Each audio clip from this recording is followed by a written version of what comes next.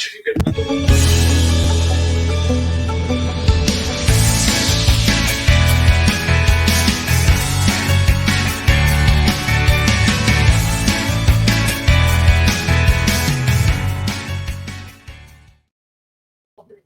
You know what, guys? I genuinely do not know what to say after that debacle today. It was a performance that was just not acceptable, that was just not good enough, and that was just not up to scratch from Rangers today.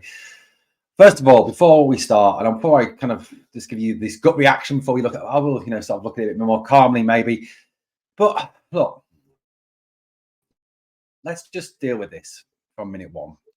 I want to give Ross County credit. Look, credit to Ross County today. They came, they played, they had the right game plan. Credit to their manager, Don Cowie. They wanted it more than us. They played the game the right way. They fought for the ball. They won every second ball. They passed the ball well. They took their chances. They followed in shots. They were alive to things. They defended with their lives. They put their bodies on the line. They did everything we did not do. So credit Ross County. Well done, Ross County. And did you know that's Ross County's first ever win over Rangers in their history? That is a shameful statistic for this team. Well, we look at the starting lineup that Philippe Clement put out today. I genuinely feel that starting lineup was the wrong starting lineup from the very beginning. It really genuinely was the wrong starting lineup. I would not have started Goldson. I would have started Balogun. I would have put Suter to right side centre back, Balogun to left side centre back. I would not have started Barisic. I would have started Sterling. And I would have started Matondo over Silva on the left hand side.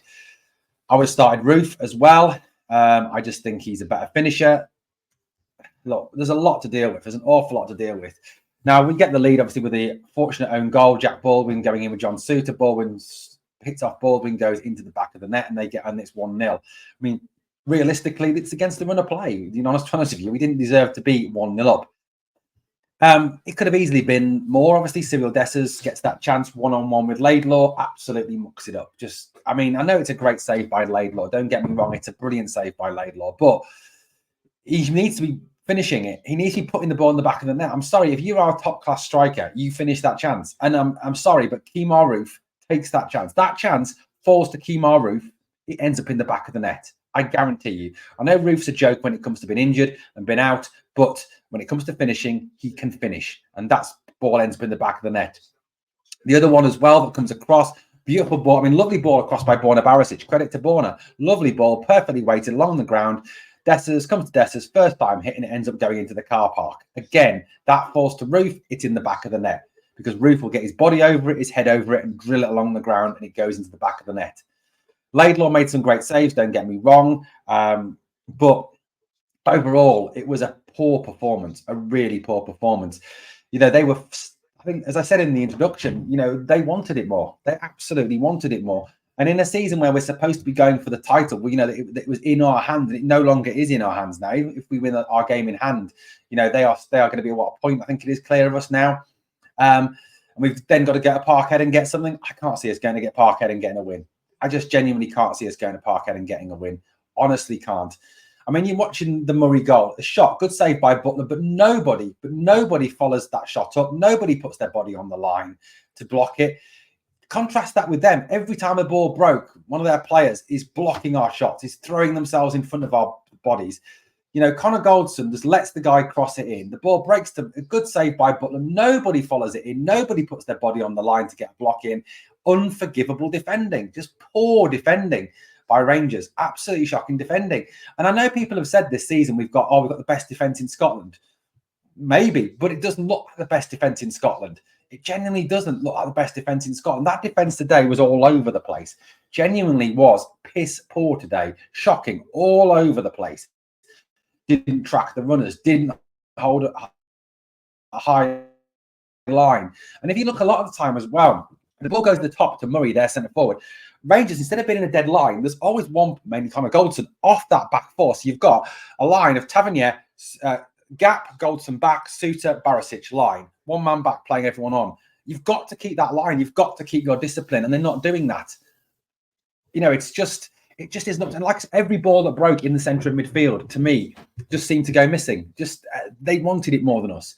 I think, very few Rangers players today, if any, get pass marks for the performance today. Todd Cantwell, I thought, fought and battled and tried his heart out today. He had that shot that hit the bar, which is a really good effort.